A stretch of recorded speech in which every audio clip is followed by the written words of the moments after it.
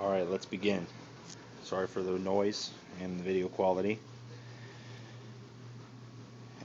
I have the 4 discs in this particular config hooked up to the laptop using USB external adapters. They all go into one USB segment. The output of the actual RAID drive itself was put onto an expansion disk. Now, I can't stress this enough. If you want to try and perform this, this is going to cause you problems in many regards. One of them being the fact that USB does not do error checking. So just be prepared. At any rate, I'm using a software called RAID Reconstructor. In step 1, you just simply, if you know the actual setup, if you know the details about the RAID array you're trying to recover, you put the drive order in to the best of your knowledge in step 1. Down here, you set the block size, again to the best of your knowledge, and the actual parity. Then, in step 2, which is recommended, you would do an analyzation.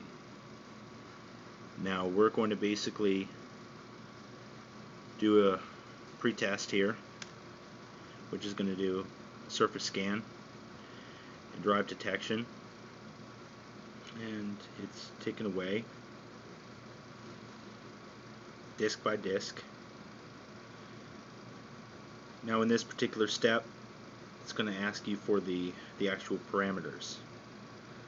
Now, I'm not going to go into crazy detail about this because every RAID configuration is different,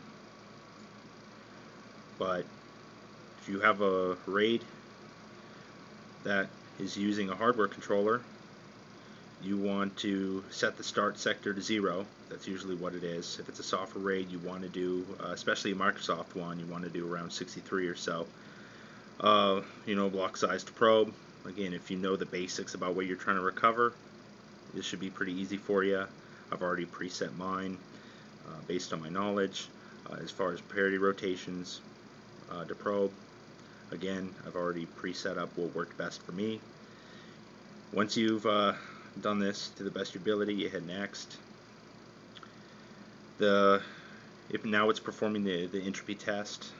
The entropy is nothing more than a calculated guess. So, basically, it could guess right or it could guess wrong. So there's going to be some trial and error here. But as it's working here, what you're going to look for in the entropy column is OS4. You're going to want to make sure that whatever it recommends, if it does recommend anything, that it says OS4 next to it. And basically right now it's still ticking away here. So we're going to see here pretty soon that it's going to have an answer.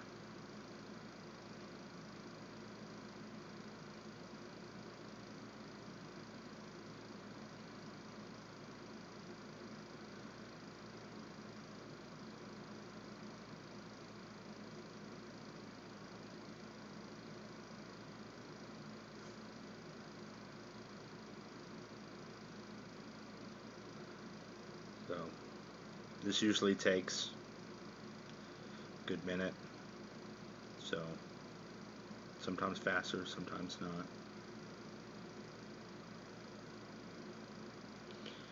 Alright, so basically the first option, as you've noticed, has the OS4 next to it, as well as what it estimates the block size to be, start sector, so on and so forth. So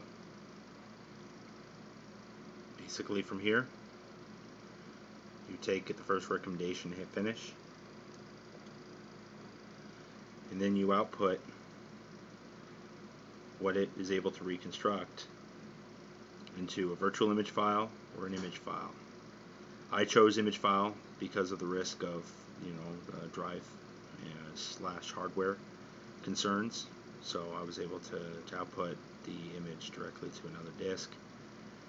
So once it finishes, which, depending on your hardware and your setup, and if you do it right or wrong, and if you do it wrong like me, it's going to take longer. If you do it right and you actually use, internal, hardware drive controllers, you should get it to spit out the image faster. But at any rate, basically, you then would take the image into another piece of software that is able to analyze the NTFS image, and depending on the file system quality, you could be able to determine how much data you're able to get back, or if it's somewhat messed up, you're going to have to take it into a piece of software that is going to basically reconstruct that file system using that image. For that, I would recommend Get Data Back. It's another runtime software product, but that pretty much concludes it. Again, basically, I was able to take a hardware RAID 5 from a server and recover the data using only my personal laptop. Thanks.